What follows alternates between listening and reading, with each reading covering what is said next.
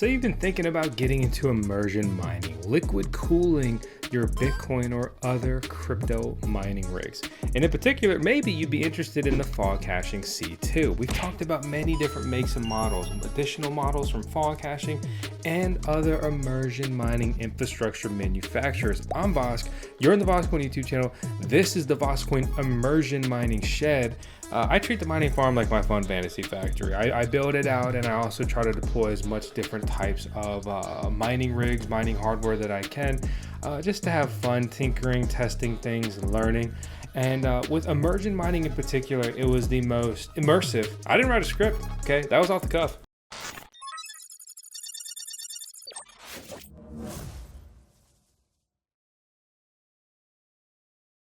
There's huge benefits to immersion mining. It's essentially quiet. This is the best way to mine if you're in, say, like a neighborhood with an HOA, and even beyond that. I mean, we toured BMA's immersion mining farm and their liquid cooled mining at scale. Over half a decade ago, we went to a secret mining farm in South Carolina. I mean, what a trailblazer he was to have immersion mining equipment back then. But there was a fatal flaw with his immersion equipment, and I don't want to fault him at all. He was on the pioneer side of this stuff, but the systems were not closed, so easy for just dust and gunk and grime to get in there over time. That's one of the big benefits of immersion mining, is these are sealed systems, and the best systems are completely sealed, much like the Foghashing C2 is. So this is where the C2 is the most interesting, right? I've had this running on my mining farm for about 1.5 years. Officially, we're going to call this a 1-year update. This will fit most miners, but mining rigs continue to get bigger and bigger. So if you get something that's huge, like an S21 Pro or an S21 XP, I would only expect to put one of those in here. The best miner you could possibly get to put in here is going to be the Canon immersion specific models. Like I have the A1566i.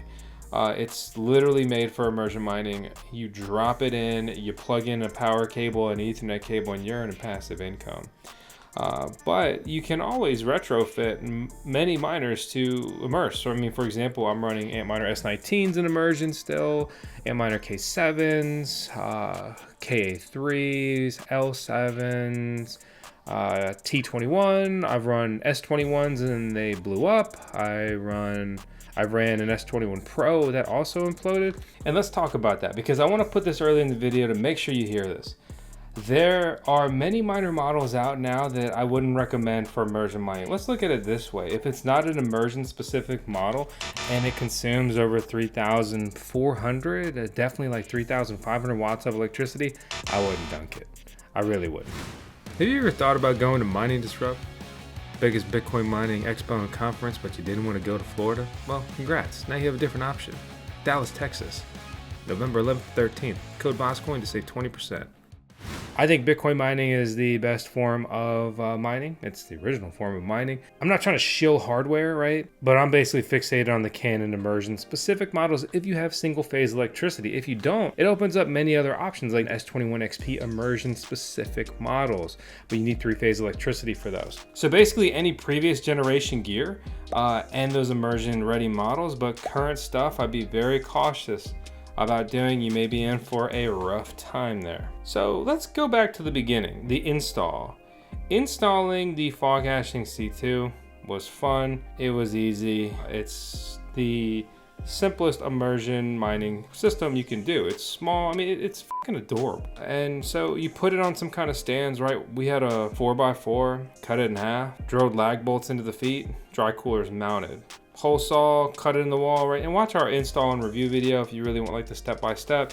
You know, we cut some holes in the wall, we ran the piping through, get it connected, and it's a single loop system, and that means that it runs the immersion fluid throughout the whole system. Unlike some of the other competitor models, they use a dual loop. There's pros and cons to both, but honestly, single loop on a small scale is the way to go. You're probably not going to reuse the heat. It's just very easy.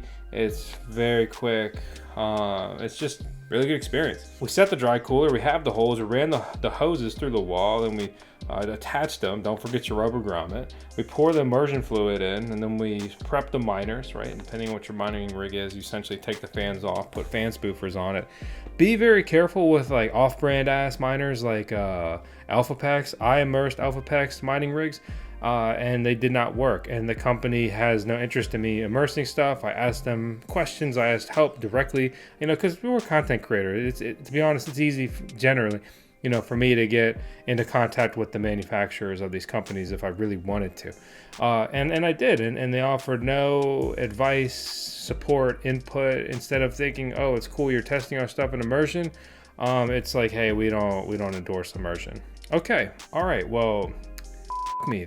And again, anyway, they didn't even work in immersion, so yeah, don't do that. After that, you just plug them into power. There's so many different ways to go about this. What I would do is I would just set up 3 30 amp circuits, 240 voltage, and on one circuit, I would run the dry cooler and the tank, right? So you essentially have 2 plug connections there.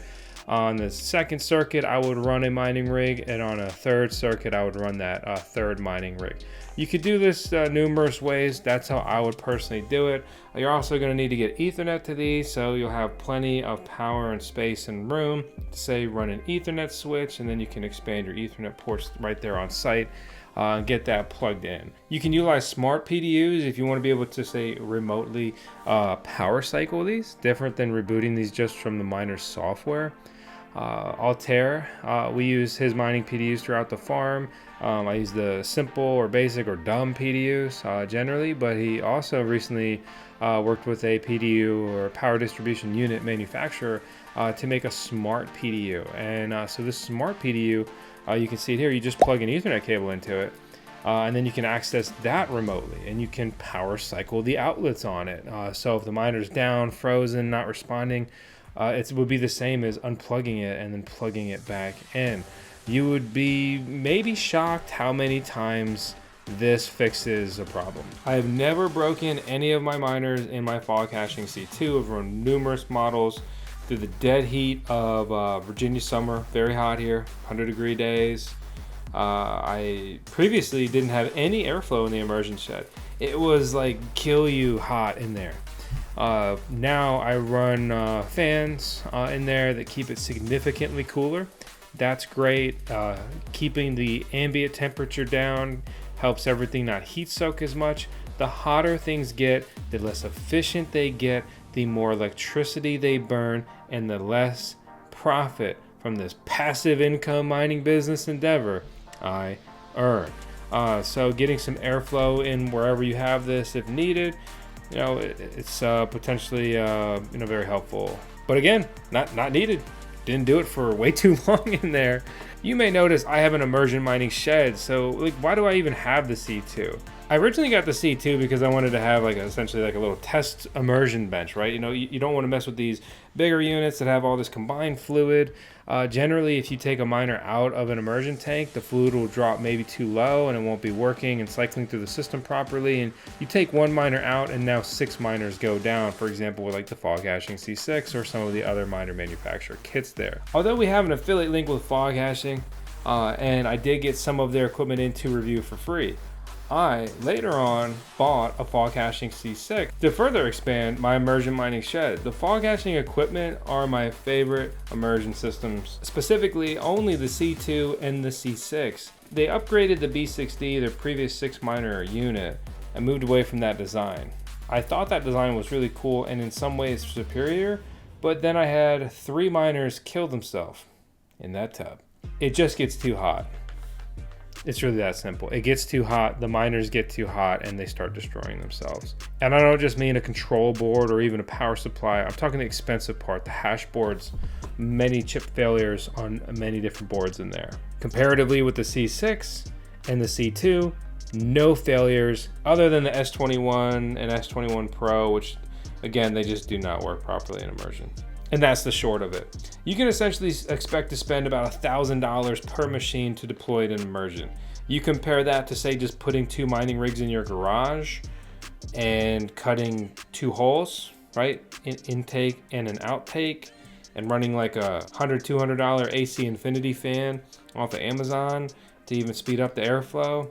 It's very expensive to immersion mine over air-cooled mining. You want to sell these, you're going to be in for a much rougher time with immersion. You got to take them out, you got to clean them. They're never the same. It's very obvious when an immersion miner is put back to air cooled even after being cleaned. even using the high-end ingredients that cost like hundreds of dollars per gallon, or using the cheaper cleaners. We've shown both of these, and for example, I went to BMA's Immersion headquarters. We cleaned some stuff up with their expensive solvents. Also, many other times I've used the cheap solvents, aerosols off Amazon. I end up using about like half to 1 can the quick and dirty method clean these mining rigs. You also probably, if they notice and care, void your warranty if you immerse miners. So understand these risks when you get into this, because not all this stuff is clearly explained or laid out. So if you want something sweet, nice, cool, clean, quiet, this is a great example. If you only plan to have 1 to 2 mining rigs, which is a very respectable goal and something like very well suited for residential mining, and very realistic to offset with solar panels, as opposed to say like offsetting 6 miners, you'd be surprised how quickly that becomes a very big solar array.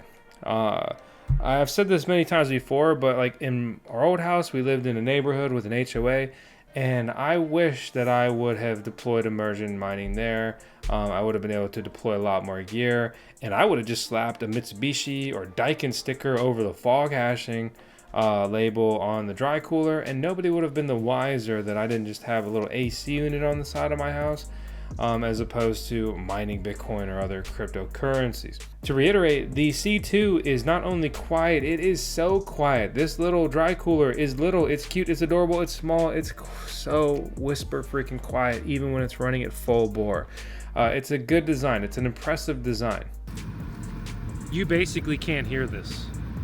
Their immersion fluid that it comes with is good. We've used it on many different deployments. I like it. And I really have nothing but good things to say about this.